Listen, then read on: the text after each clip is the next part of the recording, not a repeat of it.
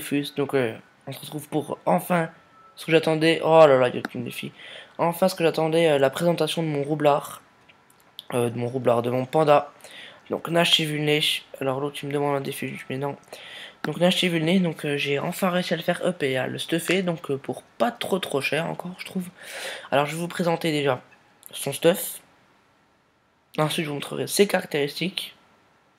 Donc détails aussi. Et on partira au putsch. Alors on va commencer par le stuff.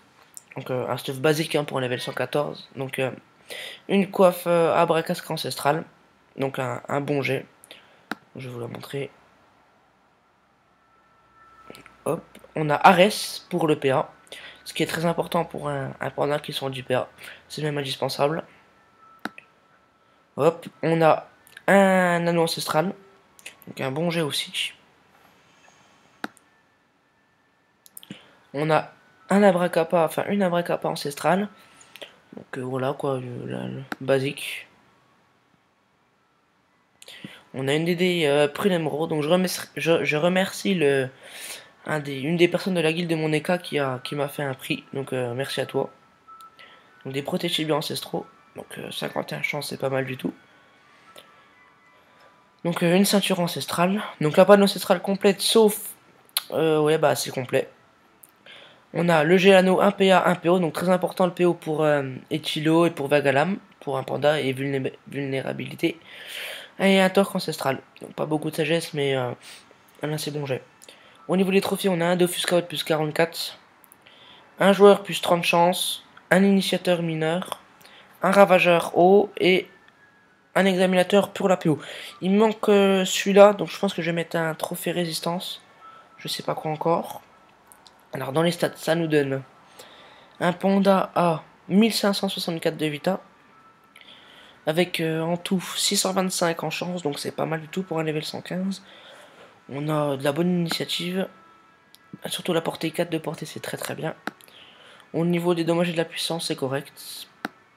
Pas beaucoup de résistance, mais ça va encore. Au niveau fixe, c'est pas trop mal. Et puis c'est tout. Sinon c'est tout. Donc on va partir au push. Donc je vais en prendre un 50 et j'en ferai peut-être deux. Non. Je vais faire un petit 75, même si ça dure plus longtemps. Je vais me placer là. Alors, on va commencer par Vagalam no boosté. Attendez, Vagalam.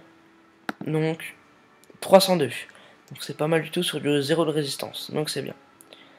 Ensuite on va lui faire. On va se mettre en picole. Faire des vulnés. Donc hop, vulné. Encore vulné et un étilo. Donc ça nous donne du 255. Donc ensuite on se remet en lait de bambou, donc se remettre normal. Là nous avons qu'il y a des faiblesses. Donc Vagalam avec des faiblesses, ça donne 370. Donc c'est pas mal du tout pour un level 115 à 457 en coup critique, c'est vraiment pas mal du tout. Donc maintenant on va se mettre en, comment ça s'appelle, colère de Zatoichuan. Donc voilà. Hop, on va faire une vulnée. Hop, et un étilo. Deux étilos. Donc 265 et 265.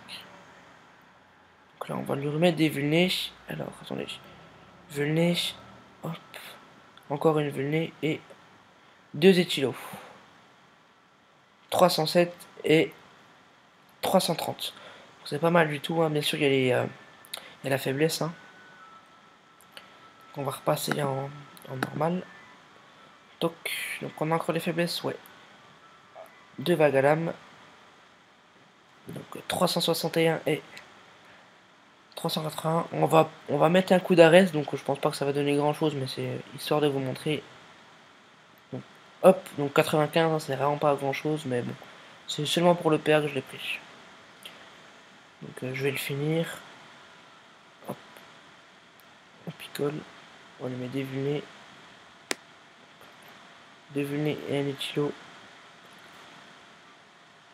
Ah, je peux pas, j'ai pas la PO. C'est pas grave. Après, je vais faire un lait de bambou. Hop. Et je vais taper à la vague à l'âme pour le finir. Je le finirai pas, mais bon. 380. 380. Et voilà, pour finir. Donc voilà, donc c'était mon panda level 115, donc j'espère que ça vous aura plu. Donc le roublard va bientôt arriver. Donc si vous avez aimé, laissez un petit like et abonnez-vous. Allez, ciao à tous.